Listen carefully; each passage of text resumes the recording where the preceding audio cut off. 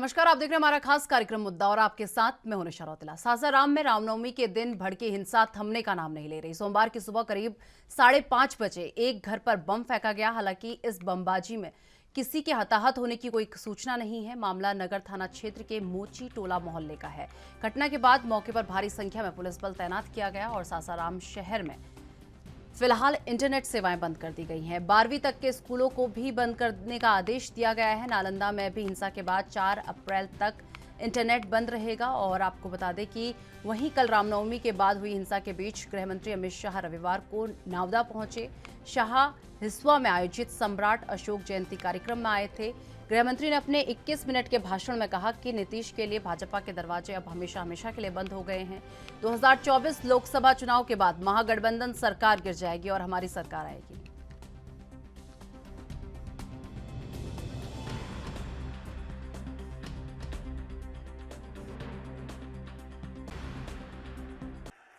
मित्रों, मैंने ऐसी स्वार्थी सरकार नहीं जब देखी है।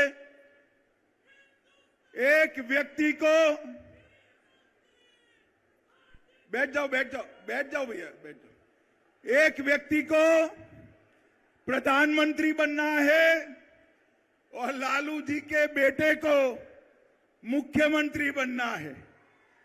इसमें बिहार की जनता को पीस रहे हैं। मैं आज लालू जी को भी कहने आया हूं, लालू जी, नीतीश बाबू को आप जानते हो, प्रधानमंत्री वो बनने से रहे, वहां जगह खाली नहीं है। देश की जनता ने तय किया है, तीसरी बार भी नरेंद्र मोदी जी प्रधानमंत्री बनने वाले हैं।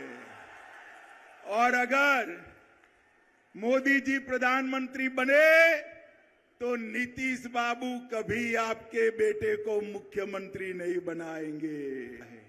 भाइयों बहनों, ये सरकार है बुरी नीयत की, बुरी नीति की सरकार है, बेड सरकार है। भ्रष्टाचार का बी, अराजकता का ए और दमन का डी, तीन मिलकर ये बेड सरकार बनी है। ये बुरी सरकार को उखाड़कर फेंक देना है। मित्रों, सरकार के सहयोगी जो है वो भी विधायक हर रोज नीतीश बाबू का विरोध कर रहे हैं। वो भी जनता के विरोध का सामना कर रहे हैं। इनके आधे एमपी भाजपा के दरवाजे खटखटा रहे हैं। और मैं एक बात स्पष्ट कर देता हूं, किसी के मन में ये संशय हो कि चुनाव के परिणामों के बाद नीतीश बाबू को फिर से भाजपा एनडीए में लेगी, तो मैं बिहार की जनता को स्पष्ट कह देना चाहता हूं और लल्लन बाबू को भी स्पष्ट कहना चाहता हूं, आप लोगों के लिए भाजपा के दरवाजे हमेशा के लिए बंद हो चुके हैं। मैं जानना चाहता हूं अमित शाह जी, भाषाई अपमान तो आपकी अब संस्कृति का एक हिस्सा है, लेकिन आपके दिलो दिमाग में क्या है कि बिहार के प्रथम मुख्यमंत्री डॉक्टर श्री कृष्ण सिंह, जो आधुनिक बिहार के निर्माता है, जिस विधानसभा क्षेत्र में आप मीटिंग करने गए थे, वहां डॉक्टर श्री कृष्ण सिंह की जन्मस्थली है। और उस जन्मस्थली पर आपने श्री बाबू को नमन भी नहीं किया, उनका नाम लेना भी आपने गुनाह समझा। यह स्पष्ट करता है कि आपको डॉक्टर श्री कृष्ण सिंह के प्रति मन में राजनीतिक घृणा है। मेरा सीधा आरोप है, माननीय मुख्यमंत्री नीतीश कुमार जी उसी हिसुआ विधानसभा के ग्राम खलमा में, जहां श्री बाबू का जन्म हुआ था, 158 करोड़ की योजना उनको समर्पित किया। चाहे वह पावर ग्रिड हो, इंटर कॉलेज हो, पॉलिटेक्निक कॉलेज हो और हर गली नली योजना से लेकर, और जो उनका स्मारक स्थल के पास मिनी पार्क बना करके श्री बाबू के प्रति श्रद्धांजलि व्यक्त किया। और देश का गृह मंत्री वहां जाता हो, 12 किलोमीटर दूर है, उनके जन्म स्थान पर जाकर नमन करना भी मंजूर नहीं। हिसुआ की सभा में नाम लेना मंजूर नहीं, क्योंकि ये अपमान और अहंकार की भाषा बोलने। और एक तो इस सामान्य समुदाय के डॉक्टर श्रीकृष्ण सिंह, तो उनका अपमान। दूसरी बात, भारत सरकार के गृह मंत्री हो, राज्य में निर्वाचित मुख्यमंत्री है, लेकिन संघीय ढांचे को दरकिनार करके आपने महामहिम राज्यपाल से बात किया। क्या नीतीश कुमार पिछड़ा समुदाय के हैं? राज्य के मुख्यमंत्री बने हुए हैं, पिछड़ा समुदाय का व्यक्ति क्या आपको मंजूर नहीं कि माननीय नीतीश कुमार जी निर्वाचित मुख्यमंत्री से आपने बात करना सही नहीं माना और आपने महामहिम से बात की, और यही कार्य संस्कृति आपका बंगाल में रहा है। पश्चिम बंगाल के मुख्यमंत्री को भी दरकिनार कर आपने यही काम किया। तो अगले समुदाय का हो, पिछड़ा समुदाय का मुख्यमंत्री हो, या बाबू जगजीवन राम जैसे लोग हों जो दलित समूह के आइकॉन है देश के अंदर में, सब लोग उनका सम्मान करता है, उनका राजनीतिक अपमान करना अमित शाह की कार्य संस्कृति का हिस्सा।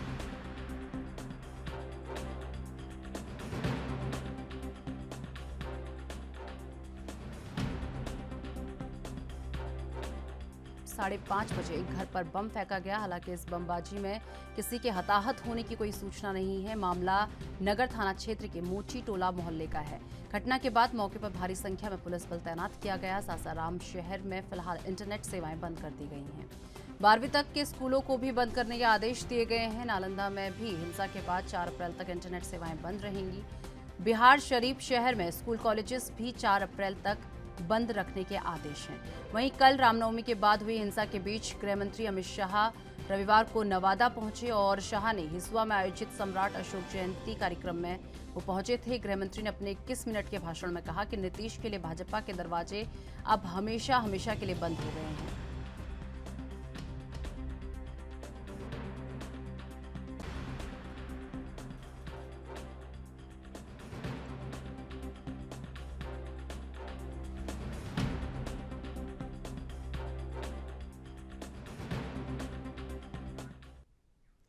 चलिए इस पूरे मुद्दे पर करेंगे चर्चा। उससे पहले कुछ खास मेहमान इस वक्त हमारे साथ जुड़ चुके हैं। सबसे पहले आपका परिचय उनसे करवा देती हूं।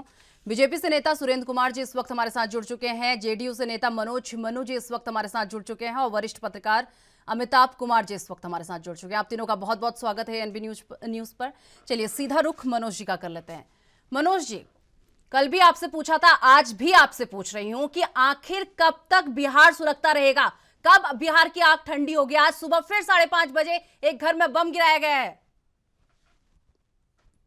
देखिए निशा जी, मैंने कल भी कहा और मैं आज भी कह रहा हूं कि कुछ लोग ऐसे हैं जो रात के अंधेरे में, सुबह के अंधेरे में जब सारे लोग सोए रहते हैं तो चुपचाप इस तरह करके इधर से उधर चले जाते हैं। कल की घटनाओं पर भी संज्ञान में आया, तुरंत उस पर एक्शन हुआ। आज भी जैसे मालूम हुआ तुरंत गए हैं। अभी जानकारी के अनुसार कि 2 लोग उसमें गिरफ्तार भी हुए।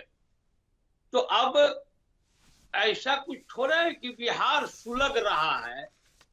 क्या पूरे बिहार में आग चारों तरफ लग गया है, रेल पटरियां उठ गई है?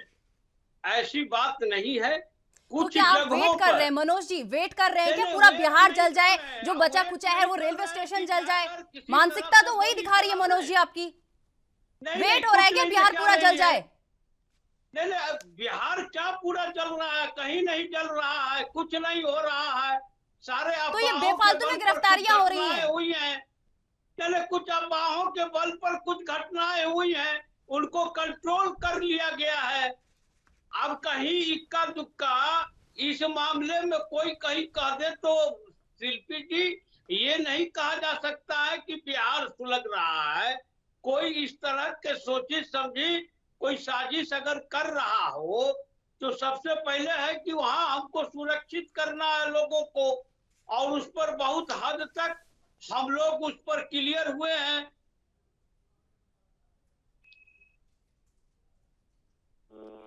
सरकार भी तैयार है और सारे लोग भी तैयार हैं। ठीक है सुरेंद्र जी, कल अमित शाह ने लंबा चौड़ा भाषण दिया है। अगर अमित शाह को इतना ही दुख है बिहार में ये हुआ तो कह देते ना, जांच की घोषणा कर देते, ऐलान कर देते जांच का। जनता बैठी थी सुनने के लिए, कर देते जांच का ऐलान। क्यों नहीं करा जांच का ऐलान अगर इतना ही दुख हुआ था उनको? तो निशा जी, हेलो। हाँ सुरेंद्र जी, आवाज पहुंच पा रही है आपकी? निशा जी देखिए, अभी आपने ये कहा कि अमित शाह जी घोषणा कर देते। अगर हम वहां पर सीबीआई की मांग करते या तमाम एजेंसियों की अगर हम मांग करते तो बिहार सरकार फिर वही आरोप लगाते हमारे ऊपर कि ये तो भारत सरकार का ही एजेंसी है, बीजेपी की एजेंसी है, बीजेपी सरकार की एजेंसी है, ये मोदी जी की एजेंसी है, अमित शाह जी की एजेंसी है। ये तमाम आरोप जो है आप देख लीजिए 2014 से लेके अब तक तमाम विपक्ष के दल जो है एक ही आरोप लगाते हैं, ये ED, supreme court, election commission, ये सब मोदी जी का है।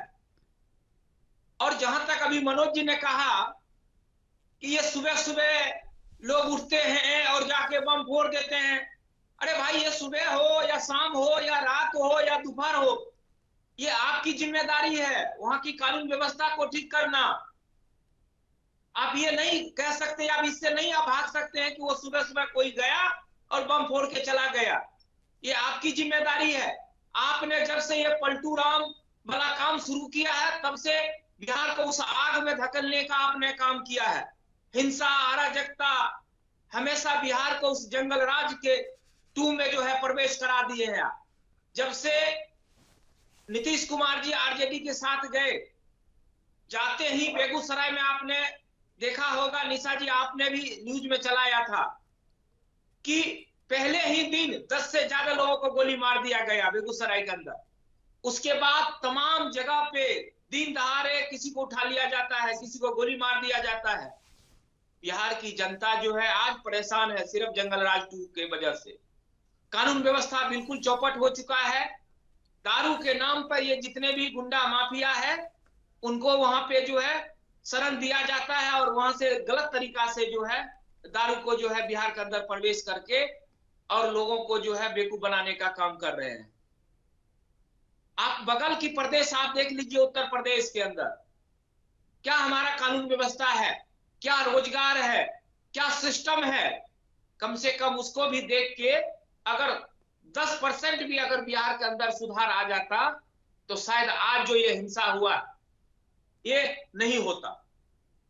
लेकिन यहां तो सिर्फ कुर्सी बचाने के लिए, अपने स्वार्थ के लिए बिहार की जनता को उस आग में धकेलने का काम कर रहा है। सुरेंद्र जी, उत्तर प्रदेश की किस कहीं पे उत्तर किसी प्रदेश की प्रकार बात कर का रहे हैं? कोई उस काम उत्तर नहीं हो प्रदेश रहा में भी तो सरकार माँ से। और बेटी झोपड़ी के अंदर जाके जल जाते हैं। जब चीजें हो जाती हैं उसके बाद भी तो आप लोग उसी के बाद तो एक्शन ले रहे हैं ना। वहां भी तो माँ बेटी जलकर अंदर, जब पूरी तरीके से पूरा काम हो गया, माँ बेटी जल गई, उसके बाद आपने एक्शन लिया है। कौन से उत्तर प्रदेश का उदाहरण दे रहे हैं आप? निशा जी, उत्तर प्रदेश की उदाहरण जो है ना आज पूरा देश जो है मान रहा है। आपने देखा होगा उत्तर प्रदेश के अंदर जो आप जिस घटना की आप बात कर रहे हैं उसके ऊपर हम लोगों ने कार्रवाई किया की ना ऐसे कार्रवाई, नहीं है मना कि कौन हम कर रहा है? वहां पे कार्रवाई की, बैठे जब रहे। तो जाने चलेगी उसके बाद कार्रवाई हुई। मना कौन कर रहा है सुरेंद्र जी? मैं तो बोल रही हूँ की है आपने कार्रवाई। 2 जाने चली गई ना, उसके बाद कार्रवाई हुई है। लेकिन आज बिहार की देखिए निशा जी, बिहार की जहां तक बात रहा, जब से ये सरकार में बदलाव आया है तब से आप देख लीजिए कोई कार्रवाई, आप मुझे बताइए कि कोई कार्रवाई हुआ हो। ये तो बैठे हैं हर मनोज जी, रोज जो बताएंगे है आपको, यहाँ पर कुछ बैठे हुए हैं। घटनाएं होते रहती हैं। देखिए निशा जी, जब 2019 के बाद जब से ये तरीपार अमित शाह देश का गृह मंत्री बना है तब से देश की स्थिति आप अनुमान करके देख लीजिए। ये तरीपार रह के जब जिस जज ने इसको बाइज्जत बरी किया उसको गवर्नर बना दिया, यहाँ बैठकर बड़ी बड़ी बातें कर रहे हैं। 17 बरस सत्ता में थे तो मलाई चाव रहे थे, आज इनको यहाँ पर दारू याद पड़ रहा है। यहाँ बिहार शरीफ के घटनाएं के बाद 75 लोग गिरफ्तार हुए हैं और सब फुटेज के आधार पर हुए हैं। और ये बात कर रहे हैं इनके चरिपार गृह मंत्री बिहार आते हैं और इनके आने पर ही यहाँ दंगा होता है। मैं पूरे सम्मान के साथ कहना चाहता हूँ कि ये सारे दंगा अमित शाह के इशारे पर किया गया है, इस चरिपार के इशारे पर किया गया देखिए, है। इस तरीके से एलिगेशन मत लगाइए। के प्रति अमित शाह के इशारे पर किया गया है। और मनोज जी, क्या सबूत है? क्या सबूत है? इस तरीके से एलिगेशन आप लगा रहे हैं, क्या सबूत है आपके पास? एलिगेशन सही लगा रहे हैं। मनोज जी, गलत आरोप मत लगाइए। मैं आपको बता क्या रहा हूँ, क्या आपको कुछ माफी ये मांगना पड़ेगा, सरकार माफी मांगिए। आपकी है, सब आप कुछ जिस आपका, व्यक्ति इस को तरीके से कुछ तो आने दीजिए ना, सामने चीजें आने दीजिए, उसके बाद आप एलिगेशन लगाइए। यहाँ बैठकर आप एलिगेशन लगा रहे हैं। कि जनता को मरने के लिए मैं आपको बता रहा हूँ, आप गलत बात कर रहे हैं। बात कर रहे हैं। माननीय अमित शाह जी मुख्यमंत्री के से बात करने में चलिए, ठीक है, ठीक है मनोज जी, हो रहा था। ठीक है, वापस लौटूंगी आप दोनों के पास। ठीक है मनोज जी, गवर्नर का क्या अधिकार ठीक है, आपके सवालों का जवाब लूंगी। मनोज जी, ठीक है, आपके सवालों का जवाब लिया जाएगा। मुख्यमंत्री से बात किए होते निशा जी, अगर ये मुख्यमंत्री से इस विषय पर बात किए होते तो माना जाता कि अमित शाह निष्पक्ष है। ये अगर इसकी जांच एनआई से कराने की घोषणा की होते तो माना जाता कि ये निष्पक्ष है, लेकिन ये नहीं करा सकते हैं क्योंकि इसने ठीक है मनोज जी, आपके सभी सवालों के जवाब में लूंगी, आपके सभी सवालों के जवाब में लूंगी।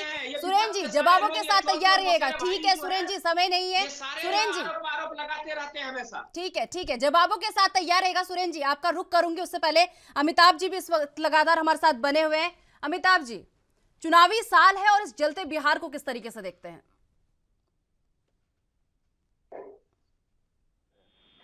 लेकिन ये जो मामला है, इस तरह से आम जन के सुरक्षा की तरफ खतरे में डाला गया। सबसे पहले तो उस पूरे इलाके के जो भी थाने हैं और जितने भी पुलिसकर्मी हैं, खुफिया विभाग के कर्मी हैं, इन सब आपराधिक मुकदमा दर्ज करके इनको वहां से हटाया जाए। इनको अपने क्षेत्र की इतनी भी जानकारी नहीं है कि कितने हथियार जमा हो रहे हैं, हथियार बनाए जा रहे हैं, लोग आज जैसे की तैयारियां कर रहे हैं, तो ऐसे बेकार लोगों को वहां पे तो रहने ही नहीं देना चाहिए। और निश्चित रूप से इसमें सरकार की भी भूमिका है। सरकार क्या नजर रखती है अपने लोगों पे, वो क्या काम कर रहे हैं। इतनी तेजी से आग लगाया जा रहा है, थोड़ा थोड़ा जो है लोगों की जान खतरे में जा रही है, और सरकार कह रही है कि अब हम कार्रवाई करेंगे।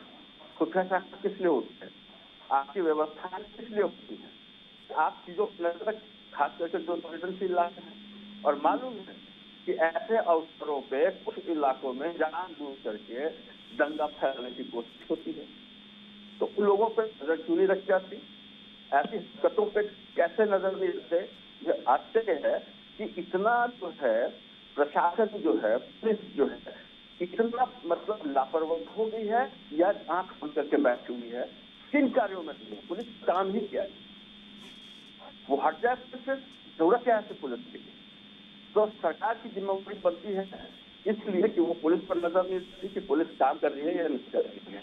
इतनी लापरवाही नहीं, आलस से भी और आंख बंद करना भी। इसका मतलब कि अपराधी पनप रहे हैं और अपनी गतिविधियां आराम से करते फिर रहे हैं।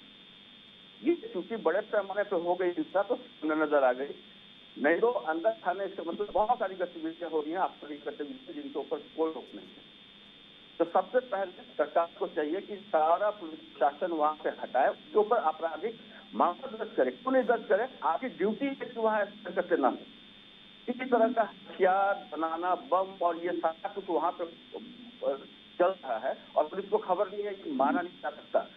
मैंने 5-6 साल लगातार क्राइम रिपोर्टिंग की है, मुझे पता है पुलिस के सूत्र क्या होते हैं। अगर पुलिस ढंग से काम करे तो हिम्मत नहीं है कि बारूद बनाने जैसी चीजें घूमे शहर में, हथियार करके लोग घूमे, हथियार जमा किए जाए, है ना, और योजनाएं बन जाए। पता ना चले, ऐसा संभव नहीं है क्योंकि जाल होता है, नेटवर्क होता है। और अगर नेटवर्क नहीं है, इसका मतलब है कि वो वहां पुलिसकर्मी एकदम निकम्मे है। अगर उसका नेटवर्क नहीं है, वो बिल्कुल काम नहीं कर रहे। ऐसे लोगों के ऊपर अपराध मामला दर्ज होना चाहिए ताकि जनता क्यों भूख है। अरे इलेक्शन है, इसका मतलब ये थोड़ी है कि आप हत्याएं अग्नि और पत्थरबाजी करवाएंगे। किसी भी पॉलिटिकल पार्टी के लिए यह बहुत घृणित और निम्न स्तर की हरकत है अगर जिसने इसको प्रमोट की है। और सरकार आरोप लगाई, सरकार कर क्या रही है? आश्वासन दे रही है। एक दिन होगा तो बहुत बड़ी बात है, दूसरे ही दिन वहां छाप लेना चाहिए था। हर एक बंदे को, हर एक बदमाश को उठा लिया जाना चाहिए था जो डर है कि ये बदमाशी करते हैं। दूसरे दिन भी चल रहा है, ये हो भी रहा है। हमें इस बात को समझना पड़ेगा।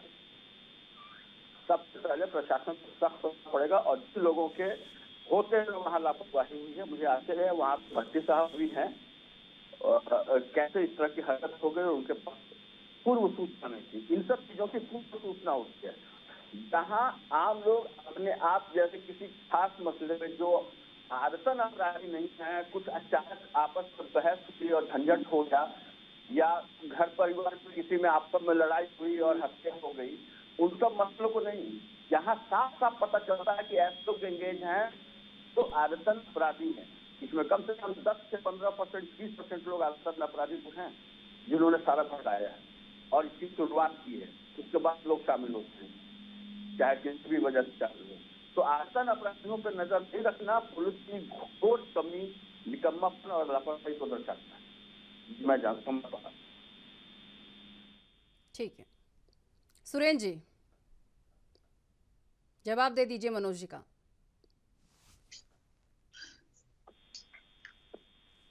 हेलो सुरेंद्र जी, आवाज पहुंच पा रही है आप तक? जी जी जी निशा जी, आ रहा है आवाज आपको? ठीक है, हाँ आपकी आवाज भी पहुंच पा रही है। मनोज जी का जवाब दे दीजिए। देखिए मनोज जी को पहले तो सबसे पहली चीज तो ये है निशा जी, आप उनको बोलिए कि जो आरोप इन्होंने माननीय अमित शाह जी के ऊपर लगाया इसके लिए माफी मांगे। देखिए आपके क्योंकि सामने कोई मैंने और ये चीज बोली थी।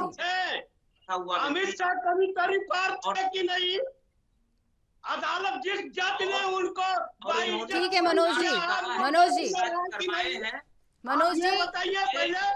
ठीक है मनोज जी, आप सुरेंद्र जी से जवाब ले लेते हैं ना। ठीक है मनोज जी, क्यों भड़क रहे हैं? जगत आप ही के राज्य में हुआ है ना, जहां आपकी सरकार थी वहीं तो आग लग रही है ना। ठीक है, जवाब ले रहे हैं मनोज जी, क्यों भड़क रहे हैं? ठीक है, जवाब ले रहे हैं। जब वो बोल रहे थे तो मैं एक बार नहीं पहले राउंड पे बोला हूँ। जब मैं दूसरी बार बोल रहा था तो बीच में क्यों ये आपको पूरा समय दिया जाएगा मनोज जी, पूरा समय दिया जाएगा, पूरी भड़ास निकालिएगा। ठीक है सुरेंद्र जी, इनको चुप कराइए, मैंने इनके बारे में नहीं, इसके बीच में नहीं आया। सुरेंद्र जी बात रखिए, आप चुप हो चुके हैं मनोज जी। सुरेंद्र जी, और जिस प्रकार से आज बिहार के अंदर सासाराम हो चाहे बिहार शरीफ के अंदर जो कार्यक्रम रखा गया था, सिर्फ ये आप देखिए, आप एक चीज सोच के देखिए, जब रामनवमी हो या हिंदू का जब कोई भी पर्व त्योहार हो, तब ये कहा जाता है कि मुसलमान के जो मोहल्ला है वहां से ये यात्रा नहीं निकलेगी। लेकिन जब मुहर्रम हो तब ये नहीं कहा जाता है कि ये हिंदू के मोहल्ला से क्यों नहीं निकलेगा। तो ये लोग जो है, जितने भी ये वामपंथी सोच वाले लोग हैं, इनके, अब मैं क्या कह सकता हूं, इनके ब्लड में ही जो है ना देश के लिए हिंसा, अराजकता, ये एक दूसरे को बांटो, एक दूसरे में मारपीट करवाओ और शासन करो। क्या सुरेंद्र जी इन्हीं के साथ थे कुछ समय पहले? बात भूल गए हैं क्या? हाँ, मैं यही तब ब्लड की बात तो तब भी आती है सुरेंद्र जी। जब इनके साथ थे, हाँ तब ब्लड साफ था, तब ब्लड साफ था। अब ये अलग हो गए तो इनका ब्लड खराब हो गया है। क्यों सुरेंद्र जी? मैं आपको कह रहा हूं ना, 5 बार मुख्यमंत्री बनाने का काम बीजेपी ने किया है। बीजेपी के कृपा से 5 बार माननीय नीतीश कुमार जी मुख्यमंत्री बने। आज नीतीश कुमार जी अगर मुख्यमंत्री हैं तो बीजेपी के कृपा से। बीजेपी की यही गलती हुई 2020 में कि जब वो 41 सीट जीत के आए थे, उस टाइम उन्होंने जब मना किया था, अगर उस टाइम मुख्यमंत्री नहीं बनाते तो आज जनता दल यूनाइटेड का जो है ना अस्तित्व मिट गया होता बिहार के अंदर। आज कोई पूछने वाला नहीं होता। भारतीय जनता पार्टी ने अपना कर्तव्य निभाया, अपना गठबंधन निभाने का काम किया। लेकिन जदयू ने उस पे और पीछे जैसे से जो सुरेंद्र जी वार करने का भारतीय काम जनता किया पार्टी है। अलग हुई तो उन्होंने ब्लड खराब बता दिया जेडीयू का, क्यों? इसलिए क्योंकि यही यही है, डीएनए टेस्ट करवा रहे थे पूरे बिहार के लोगों का। ये भूल गए हैं क्या? इन्होंने कहा था कि पूरे बिहार के लोगों को तो अपनी डीएनए टेस्ट करवाओ। माननीय मोदी जी के ऊपर किस प्रकार के आरोप लगाए थे, तो आज ये भूल गए क्या? आज बिहार के अंदर सिर्फ बालू और शराब के नाम पे जो है गलत तरीका से बिहार के लोगों को आग में झोंका जा रहा है। बिहार के अंदर शिक्षा की बात करूं, स्वास्थ्य की बात करूं, ये तमाम जगह पे जो है बिहार सरकार जो है 100% जो है फेलियर है।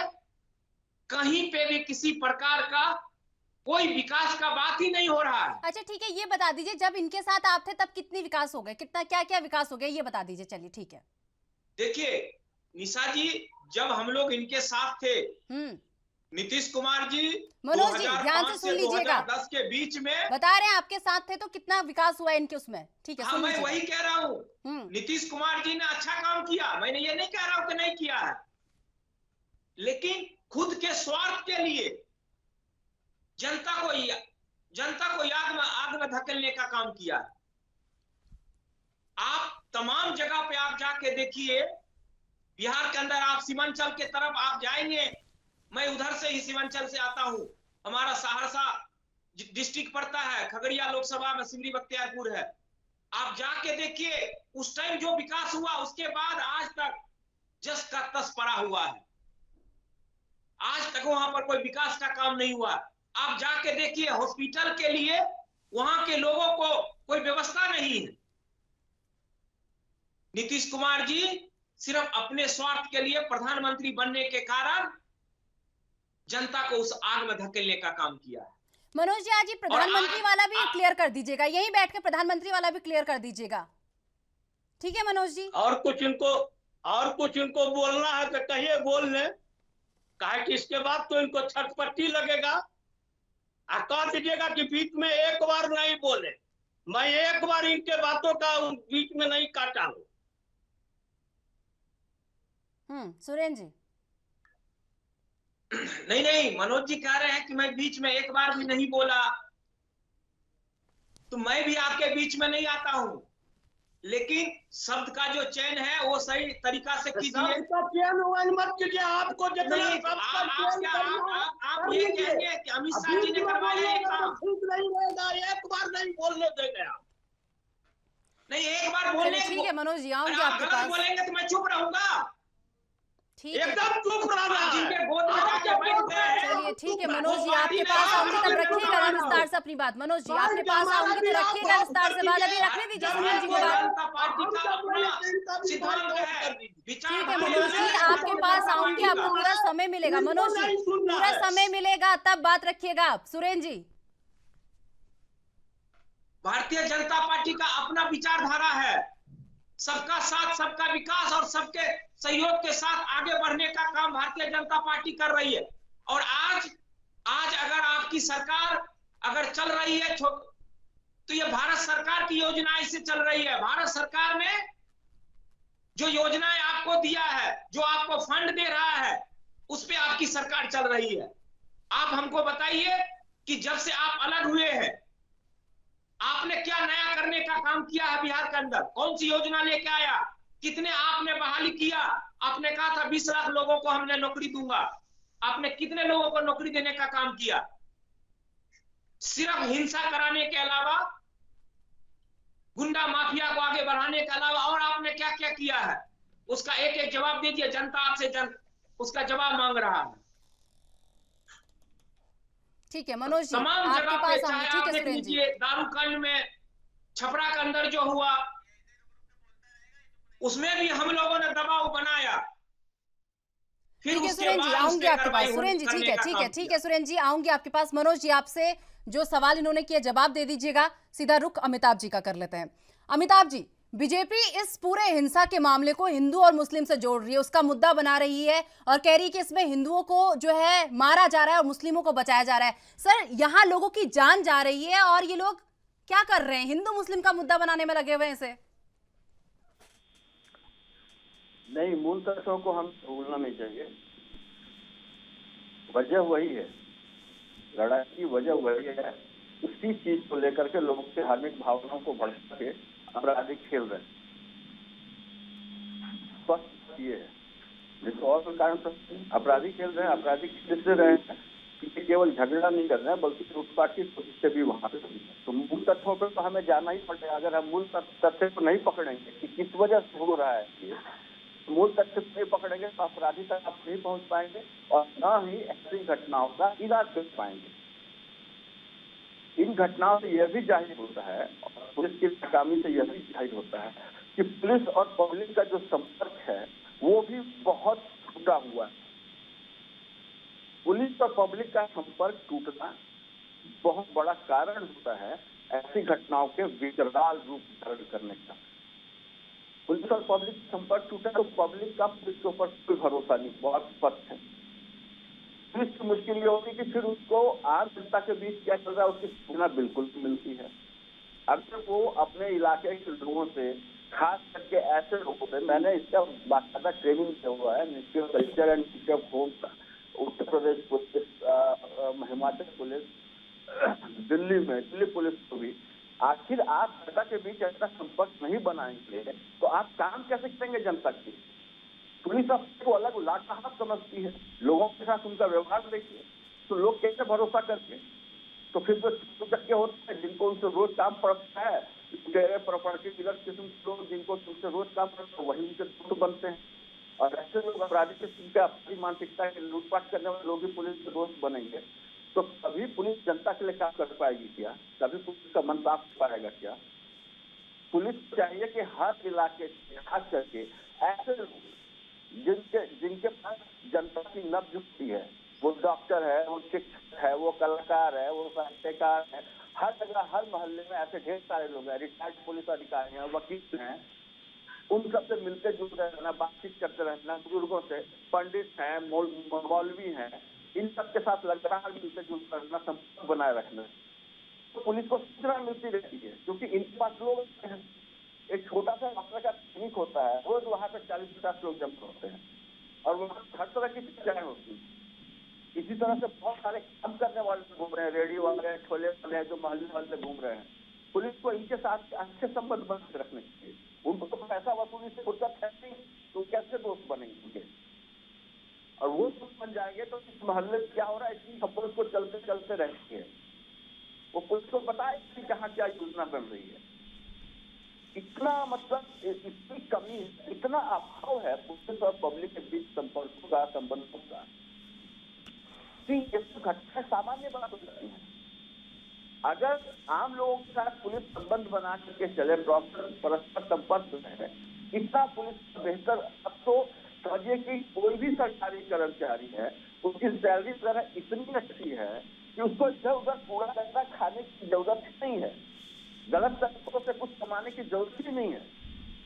इसके बावजूद दिमाग सबका खराब है मुझे लगता है। तो जनता भुगतेगी और आराम से भाजपा पर आरोप लगा रहे हैं, भाजपा इनके ऊपर आरोप लगा रही है। पॉलिटिकल पार्टी एक दूसरे पर आरोप लगाने का क्या मतलब है? अगर किसी पॉलिटिकल पार्टी ने भी किया है तो वो किसी अपराधियों का इस्तेमाल करके करते हैं, सामने खुद नहीं आते लोग, जैसा नहीं पता जल्दी आकर वो किसी अपराधी को भगाता है, दौड़ाता है, या उसको शह देता है, या उसको प्रोटेक्शन दे रहा होता है, तो पुलिस अपराधी को पकड़ सकती है। वो तो जानती है, जो आदमी लोग हैं जो ऊपर नजर रखती है, उन हर हरकत गतिविधियों को जान समझ रही होती है। तो ऐसे लोग जिनका इस्तेमाल किया जाता है उसके ऊपर तो काबू रख सकती है पुलिस। उसका काम क्या है? वरना किस लिए पुलिस की जरूरत क्या है बता दीजिए। मैं तो बिल्कुल स्पष्ट आंकड़े के साथ बताता हूँ कि आप पुलिस को एकदम हटा दीजिए और मैं कहता हूँ कि सारे ये इस तरह की हरकतें ना, चोरी डकैती तक बंद हो जाएगा, क्योंकि चोर डकैतों को भी पता है कि पुलिस भी है तो पब्लिक खुद न्याय करेगी। तो बहुत सारी हरकतें आप ठीक करिए। पुलिस का काम अगर पुलिस ठीक करती है तो उसकी कोई जरूरत नहीं है। ठीक है अमिताभ जी, वापस आपके पास लौटूंगी। ठीक है अमित के ऊपर सरकार चलती है। आप सरकार है, आप पॉलिटिकल पार्टी है, मुख्यमंत्री है, सबके मुख्यमंत्री हैं। आप जेडीयू के मुख्यमंत्री नहीं हैं, आप आरजेडी के मुख्यमंत्री नहीं हैं, आप जनता के मुख्यमंत्री हैं। और यहाँ पे आपको जो प्रशासन तंत्र दिया गया है उसका सही इस्तेमाल कीजिए। नहीं करने के कारण आपके ऊपर भी दोष लगेगा। आप दूसरे के ऊपर दोष डाल के नहीं बच सकते, क्योंकि अभी कमान आपके हाथ में, जिसके हाथ में कमान है, लगाम है, वह घोड़ों को रोक सकता है। बिल्कुल अमिताभ जी, बिल्कुल अमिताभ जी, आपके पास वापस मैं लौटूंगी। मनोज जी, क्या कहेंगे? अगर यूं ही चलता रहा तो बीजेपी को आने से कोई नहीं रोक सकता, क्योंकि पहले हिंसा हो रही थी, अब जो है आज फिर खबर सामने आ जाती है कि बम फेंक दिया जाता है। कब तक ये चलता रहेगा और बीजेपी को आने से कोई नहीं रोक सकता अगर यही सब चीजें चलती रही तो? निशा जी, सबसे पहले हम बड़े भाई अमिताभ जी के बातों का जवाब दे दूं। इन्होंने सही कहा है, और इस पर बिहार में चल रहा था। कई जगह पुलिस पब्लिक मीट भी हर थाने में लगभग होते रहते थे। मैं ये नहीं कह सकता हूं कि ये रेगुलर हो रहा था या नहीं हो रहा था, लेकिन ये प्रक्रिया मैंने बहुत जगहों पर चल रही थी। मैं भी पटना में हूँ, तो हम भी उस थाने में हमको लगता है कि 3-4 बार वो लोग बुलाते हैं तो हम लोग जाते हैं। तो ये है, लेकिन मैं इनकी बातों का कहीं से भी खंडन नहीं कर रहा हूँ कि उन्होंने जो कहा है वो कोई गलत है, इस पर है। और सरकार के नजर में सारे पुलिस पदाधिकारियों पर है। मामला थोड़ा माहौल वहां शांत हो जाने के बाद अमिताभ जी को हम विश्वास दिलाते हैं कि कई पुलिसकर्मी वहां निलंबित भी होंगे। पिछले कई घटनाओं का भी आप उदाहरण अच्छी बात है मनोज जी, आपके लिए अच्छा रहेगा, ये वहां पर पार्टी के लिए अच्छा रहेगा मनोज जी। नहीं होगा ही नहीं, होने का सवाल ही नहीं। और मैं अमिताभ जी के सुझाव का मैं समर्थन करता हूं, मैं कहीं उनका विरोध नहीं करता हूं। तो मैं अमिताभ जी के बातों का हमने जवाब दे दिया। अब जहां तक आपने कहा कि बीजेपी आ जाएगी, ये आ जाएगी, तो एक चीज आप जान लीजिए शिल्पा जी, अभी निशा जी, कि जब भी कहीं दंगा हुआ है तो उसके स्रोत में, उसके श्रेय में उन्हीं को जाता है। बिहार एकदम शांतिपूर्वक स्मूथ कर रहा था, और जब पिछले 2 बार 5 बार आने के बावजूद भी किसी तरह की कोई घटना नहीं घटी, तो मैं पूरे रूप से कह रहा हूं कि ये अमित शाह जी की प्लानिंग, और वो आने के बाद ही दंगा हुआ है, और जहां उनको जाना था वही दंगा हुआ है। अगर सबूत दिखा दीजिए मनोज जी, अमिताभ जी बताएंगे कि बिहार में या किसी भी राज्य में अगर राज्य सरकार का खुफिया तंत्र होता है तो केंद्र सरकार का भी खुफिया तंत्र होता है। आप लगाइए ना, कौन मना कर रहा है, लेकिन सबूत तो दीजिए, सबूत के आधार पर कहिए ना बातों को। ये बेसबूत चीजें रखने का कोई मतलब नहीं है। वो सामने है। जब तक ये आते नहीं है तब अगर ये ऐसा कर रहे थे मनोज जी, अगर अमित शाह ने ये पूरी प्लानिंग बना रखी थी, सरकार आपकी थी, आप क्या कर रहे थे? सोए हुए थे क्या उस समय पे? सरकार तो आपकी है ना, ठीक है, मान लिया अमित शाह जी की प्लानिंग है, अमित शाह ने ये किया है, सरकार क्या कर रही थी? सरकार सो रही थी क्या? सरकार, मैं तो बता रहा हूँ कि सरकार को जानकारी मिली। अगर सरकार का खुफिया तंत्र गलत था, ये अगर सही थे, तो इनका सेंट्रल एजेंसी क्या कर रहा था? जहां जहां भी जाना रहता है अमित शाह जी को, वहां पूरे सेंट्रल एजेंसी वहां फैल जाती है। देखिए, आप हिंदू मुस्लिम करके इस चीज को आप समाधान नहीं कर सकते हैं निशा जी। अब बोलने के लिए थे हमारे भाई बहुत बोल गए कि ब्लड इनका खराब था, आई जब इनके साथ हम थे तो मेरा ब्लड बहुत अच्छा था। और इतिहास भी गवाह है कि जितने भ्रष्टाचारी दूसरे जगह रहते हैं तो महान भ्रष्टाचार रहते हैं, और जब ये इनके दल में मिल जाते हैं तो गंगा जैसे पवित्र हो जाते हैं। यहाँ आप चले जाइए, वहां देख लीजिए। तो इसीलिए मैडम निशा जी, हमको इससे नहीं मतलब है। ये किस निर्लजता से बोल रहे थे कि जिसका कोई जवाब नहीं है। ये अपने प्रधानमंत्री को बता रहे थे कि डीएनए टेस्ट के बाद, और उसके बाद यही बीजेपी चली आई और बड़े शोर से कह रहे थे कि जब हम रहे तो सत्ता में आए, 2015 में क्यों नहीं सत्ता में आ गए? नरेंद्र मोदी जी 100 जगहों पर भाषण दिए थे, ये करीब पार अमित शाह जी दर्जनों जगह पर, सैकड़ों जगह पर घूमे थे, तो क्यों नहीं आ गए? 60 पर अटैक कर दिया इनको। देखिए, नीतीश कुमार जी जब तक इनके साथ रहे हैं तभी इन्होंने बिहार में सत्ता का स्वाद चखा है। और आज भी हम बोल रहे हैं कि ये सब जो घटनाओं का ये जो अंजाम कर रहे हैं, ये घटना से मनोज जी, बिहार देखने वाली बात होगी कौन किसके साथ रहकर स्वाद चख रहा है, सत्ता का स्वाद कौन किसके साथ रहकर चख रहा है, ये 24 और 25 विधानसभा चुनाव में जो है क्लियर हो जाएगा। ठीक है सुरेंद्र जी, ठीक है, वही कह रही हूँ, क्लियर हो जाएगा। ठीक है सुरेंद्र जी, जहां नीतीश कुमार के लिए जो है अमित शाह ने कल दरवाजे बंद कर दिए हैं पार्टी के, तो वहीं अमित शाह ये कह रहे हैं कि इनके कुछ एमपी हैं जो हमारा दरवाजा खटखटा रहे हैं। आप ये बता दीजिए कि नीतीश कुमार के साथ साथ इन एमपीओ के लिए भी दरवाजे बंद हैं या इनके लिए खुले हैं, क्योंकि चुनावी फायदा उठाने के लिए आप खोल भी सकते हैं ना सुरेंद्र जी।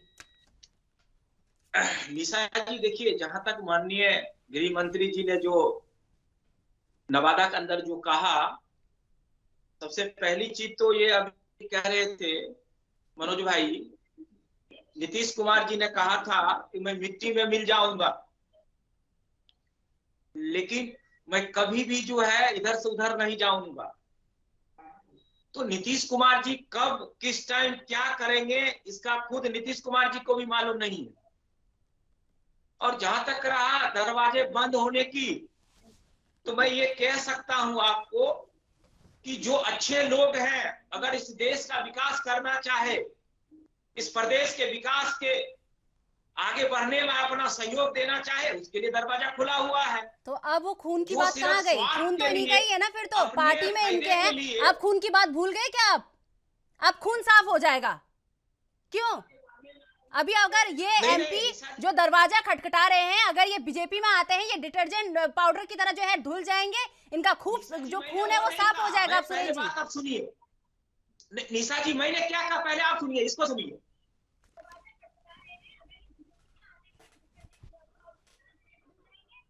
बिल्कुल नहीं झूलेगा। पहले आप निशा जी पहले मेरी बात तो सुनिए। मैंने ये कहा कि जो अच्छे लोग हैं, जो इस देश के विकास के लिए, जो इस प्रदेश के विकास के लिए अपना योगदान देना चाहता है, उस विकास के सहभागी बनना चाहता है, वो आए। उसके लिए तो दरवाजा हमारा बंद कर दिए हैं। और जहां तक बात रहा, अभी सत्ता में नीतीश बाबू हैं, और अभी मैं ये कह रहा हूं कि हमारे साथ जब सरकार में थे तो हमारे भी मंत्री थे उनके साथ। मैं चैलेंज करता हूं, जो इन्होंने अभी कहा, आपकी सरकार है, हमारे मंत्री अगर कहीं से भी आपको लगता है कोई हेराफेरी किया है, आप आरोप साबित करो। उस मंत्री पे, पूर्व मंत्री पे, विधायक पे कार्रवाई अगर नहीं होगी तो फिर आप कहना। तो आप ये करके देखो किसने हेराफेरी किया है, कि कौन गलत है कौन सही है। दूध का दूध पानी का पानी होगा। हम ये नहीं कह रहे कि वो आ जाएंगे या ये चले जाएंगे तो वो साफ हो जाएगा, या वो ये सही हो जाएगा या गलत हो जाएगा। हम तो वो कह रहे हैं कि जो सही लोग हैं, जो प्रदेश को विकास के आगे पे ले जाना चाहता है, प्रदेश की जनता के बारे में सोचता है, जो प्रदेश के रोजगार के बारे में सोचता है, प्रदेश आगे कैसे बढ़े उसके बारे में सोचता है, जो शिक्षा के बारे में सोचता है, स्वास्थ्य के बारे में सोचता है, वो लोग आगे आए। जो सिर्फ अपने बारे में सोच रहा है, परिवार के बारे में सोच रहा है। अगर मैं इसे भारतीय जनता पार्टी से भारतीय कांग्रेस पार्टी कहूं तो कोई शर्म वाली बात नहीं होगी, क्योंकि दरवाजे तो खुले रहते हैं। सीएम के नाम पर बंद कर दिए, लेकिन एमपीओ को अंदर घुसाएंगे। ठीक है मनोज जी। देखिए निशा जी, अब इनके बातों का क्या जवाब दिया जाए। अब ये तो इस तरह के बात बोलते हैं ना, वही बात हुआ। आदरणीय नरेंद्र मोदी जी अपने पत्नी को छोड़ दिए तो राष्ट्र धर्म के लिए चले गए। दूसरा लोग कर दिया तो वो जो है तो बहुत बड़ा पाप कर दिया। तो अब इस चीज को छोड़ दीजिए, इनको अपनी बात कहने का है ही नहीं। इन्होंने तो पूरी तरह से सब कुछ को खुद ही बता रहे हैं ना कि सब कुछ आ रहा है। तो इसीलिए अब हमारे एमपी जाए, हमारे विधायक जाए, ये अलग बात है। ये तो जो देश के बात करेंगे उनको होगा। अब आप ही इनको बता दीजिए कि आसाम के मुख्यमंत्री कांग्रेस के थे तो उन पर क्या आरोप था। आप ही इनको बता दीजिए कि कर्नाटका के मुख्यमंत्री जो इनके हैं उनके ऊपर क्या आरोप था। आरोप थे ना तो मनोज ये जी, अगर कह तो गलत रही हूँ भी कर डिटर्जेंट रहे पाउडर से हैं, धुल चुके हैं आरोप। विपक्ष बार बार बोलता तो है, वही बात मैं कह रहा हूँ ना, विपक्ष बार बार वही बोलता बात तो मैं है। कर रहा हूँ क्या कि बताऊं? जिस बेहियाई का ये आज उदाहरण दे रहे हैं तो इस पर क्या कहा जा सकता है? कुछ नहीं कहा जा सकता है। ये इनके प्रधानमंत्री के डीएनए पर प्रश्न उठाया गया, पूरे बिहार के लोगों से गया, उसके बाद भी ये आकर जदयू के साथ मिल गए तो ये इनको बहुत अच्छा लगा। तो इसीलिए ऐसा कोई बात नहीं है। 17 वर्षों तक स्वास्थ्य विभाग इन्हीं के जिम्मे था, मात्र 8 महीने से अलग हुआ है। तो आप भी जानती होंगी कि क्या हुआ है, नहीं हुआ है। और ये बता रहे हैं कि हमको केंद्र अच्छा ठीक है सरकार मनोज के जी, ठीक है पैसे ठीक है पर ठीक है ठीक है एक मनोज जी, बस मिनट इतना बता निशा जी, दीजिए, इनको ये जानकारी हिंसा रहना जो है चाहिए। वो और अमिताभ जी सरकार भी, का फेलियर अमिताभ जी भी है या जानते नहीं? होंगे मनोज कि जी, किसी भी मेरे इस सरकार सवाल का जवाब दे एक दीजिए। मिनट निशा जी, किसी भी राज्य सरकार केंद्र के योजनाओं के उनका हक है, वह हक मिला है। ठीक है, कोई जो जिसका हक है, उन्होंने ठीक है किसी ठीक से है मनोज नहीं जी, लिया। मेरा एक और सवाल, जहां सिंपल सा तक- सवाल है, जहां तक आप उसका आपने जवाब दे गंगा दीजिए। की बात कहा है, मनोज जी, आप मेरा एक इंतजार सिंपल सा कीजिए। सवाल है, आप उस सारे सवाल का लोग- जवाब दे सारे दीजिए। लोग मनोज जी, सकीखे में ये हिंसा रहेंगे सरकार का और बिहार फेलियर फिर है एक बार या नहीं? शांतिपूर्ण रहेगा। बस ये जो हिंसा एकदम है वो बिहार सरकार का फेलियर शांतिपूर्ण है रहेगा। या नहीं जो मनोज भी- जी? नहीं, फेल्यूर नहीं है।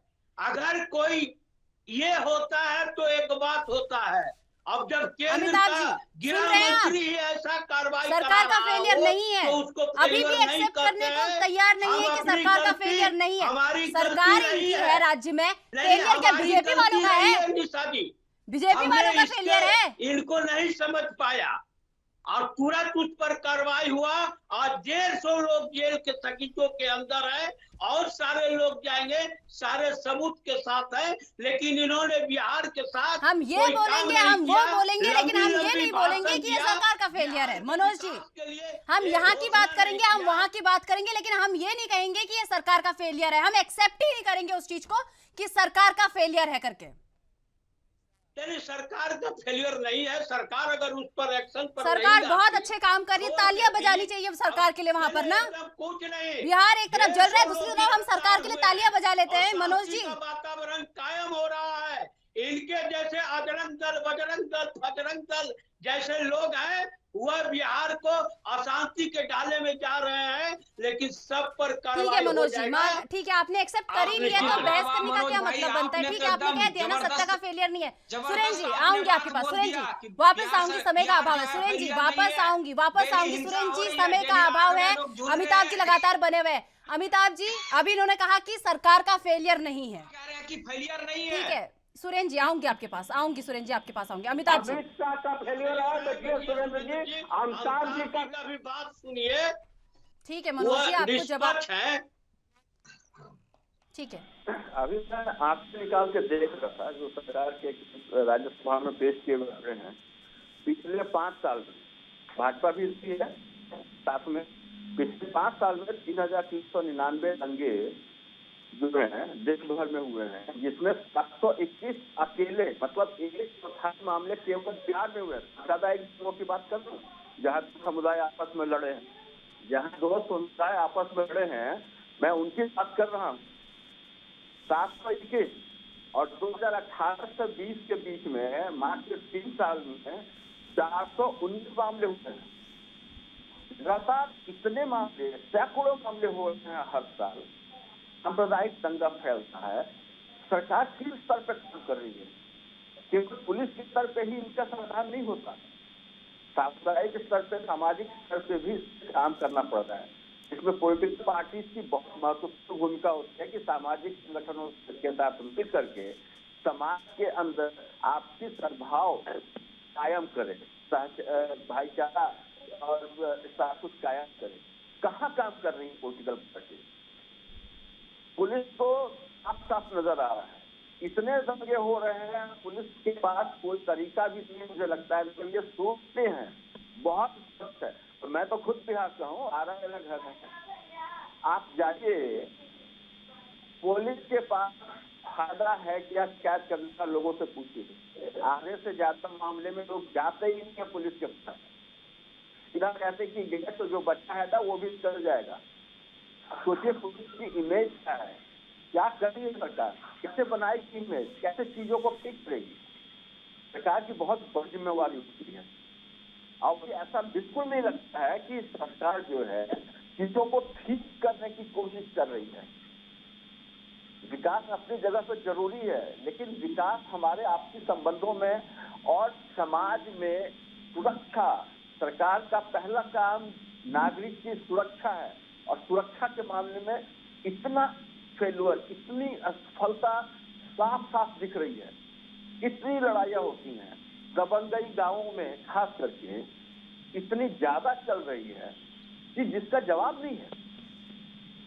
कोई किसी की जमीन बेच देता है, कब्जा कर लेता है, घर में घुस के बैठ जाता है, पुलिस कोई ढंग का काम नहीं करती है, बहाने लेती है और पता नहीं क्या क्या उल्टा पुल्टा करती रहती है। मतलब झगड़ा बढ़े, यहाँ तक पुलिस वालों का वाक्य मैंने लोगों से सुना है, पुलिस वाले कहते हैं मार नहीं देती है जी तुमको, कोनो के हत्या कर बोले बा जब मार दी तो हो, ऐसे कहते हैं। कितनी गलत बात है।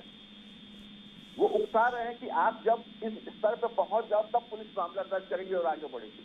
पुलिस का काम नहीं है कि अमन और भाईचारा कायम करे, पुलिस का काम है क्योंकि तभी सुरक्षा कायम होगी, लोगों के अंदर भरोसा जगेगा।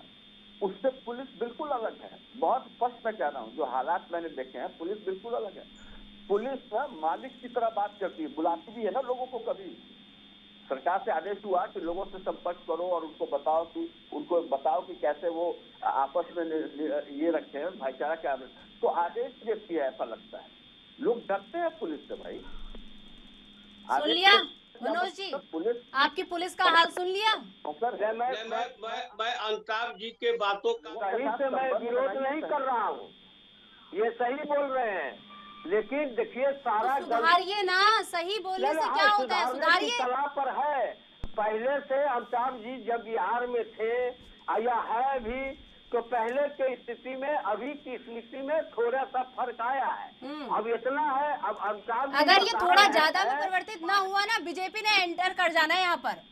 ये थोड़े से ज्यादा में अगर नहीं हुआ, कुछ नहीं मिलने वाला है। निशा जी चलिए ठीक है, आप निश्चित रहे। 24 और 25 पड़ा है, 24-25 पड़ा हुआ है। ठीक है ठीक है, बीजेपी को 24-25 पड़ा है, देख लेंगे। 2015 में भी देख चुकी है, इसीलिए आप निश्चित रहिए। ठीक है, अमिताभ जी ने जो बात कहा है एकदम सही कहा, इसमें से इनके हर बात को मैं स्वीकार करता हूँ। तो सुधार कीजिए, स्वीकार करने से क्या होता है, सुधार कीजिए ना। दंगे की बात कही है, जिससे अति की बात कही है, वो केवल ये अक्टूबर तक का नहीं कहा, अक्टूबर सितंबर अक्टूबर से मार्च तक की बात नहीं कही है, उस समय की।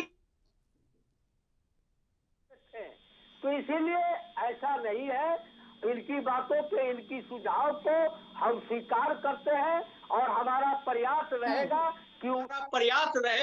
कि उस पर भी अमल हो। लेकिन ये हिंसा हुआ है, ये सरकार फेलियर नहीं है, ये तो मान लीजिए। कर सकते हैं। खुद अमिताभ जी ने कहा कि जब ये सब घटनाएं हुई तो बीजेपी भी साथ में थी, तो ये अपनी गलती नहीं स्वीकार करेंगे। मैं अपनी गलती स्वीकार करता हूँ। कैसे स्वीकार करेंगे? मनोज जी सुना नहीं क्या, ब्लड साफ है, अच्छा है ब्लड पर चल रही है। क्या बात कर रहे हैं आप? अभी सुरेंद्र जी बोल रहे थे हमारा ब्लड अच्छा है, कैसे स्वीकार करेंगे आपका सुरेंद्र जी? नहीं, क्या स्वीकार करेंगे, इनका ब्लड बहुत। निशा जी, अभी मनोज भाई ने ये कहा कि अमिताभ जी का बात सब कुछ सही है, वो जो कह रहे हैं बिल्कुल सही कह रहे हैं। अमिताभ जी क्या, लेकिन जो हिंसा हुई है वो आंकड़े तो आपने भी सुने होंगे ना अमिताभ जी के, केवल मनोज जी के लिए थोड़ी ना थे वो आंकड़े आपके लिए भी थे। नहीं, इस पर ये नहीं बोलेंगे ना निशा जी, नहीं बोलेंगे कोई। अरे मनोज भाई क्यों नहीं बोलेंगे? जो अगर गलत है वो गलत है, ये लोगों को और खास करके प्रदेश के लिए बड़ा गलत जो लगेगा। अच्छा होगा, भारतीय जनता पार्टी वो हमेशा अच्छा करने के लिए तैयार है। और आपको अब जो है 2024 में बिहार की जनता जो है रिएक्शन सामने नहीं आ पा रहा आपका मनोज जी, ठीक है। 2025 में जेडीयू की नाम निशान मिट जाएगा।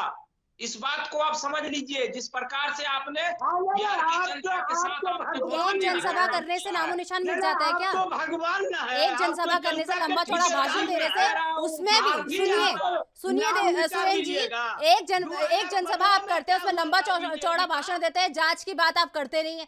एक जनसभा से हो जाएगा क्या आपका? हमने एक जनसभा नहीं, अभी तो शुरू हुई है, आप देखते जाइए। तो कौन सा आश्वासन देंगे आप लोगों को? नरेंद्र मोदी जी कौन सा आश्वासन देंगे 2015 सुरेंद्र जी? में 50 से ऊपर सभा किए निशा थे। जी, बिहार की जनता जो है उसमें क्या अब हुआ था? ये सभा करते इन रहे गुंडा ना। माफिया ये हिंदू के साथ मुस्लिम को मिलकर जो लड़ाते सरकार रहे ना। बनाए हैं, जिनके कहाँ ऊपर इन पर कुछ करोड़ों का क्या आरोप है? है, जमीन ये दो, बिहार नौकरी है। दो, ये राजेंद्र प्रसाद की ये सब धरती क्या है। है? ये सब बिहार की चलिए, जनता ठीक कोई है। अब बेवकूफ नहीं है। बिहार की जनता अब होशियार हो गए। ठीक है, बिहार ठीक की है, जनता समय को का अभाव जानना है। चाहिए। ठीक है, ठीक है, ठीक है, बिहार समय में का अभाव है। सुरेंद्र जी, मनोज जी, अमिताभ जी, आप तीनों का बहुत बहुत धन्यवाद। आप तीनों हमारे साथ जुड़े और इस पूरे मुद्दे पर आपने हमारे साथ चर्चा की। फिलहाल मेरे साथ मुद्दा में बस इतना ही। देश दुनिया की तमाम बड़ी खबरों के लिए देखते रहिए एएनबी न्यूज़। नमस्कार।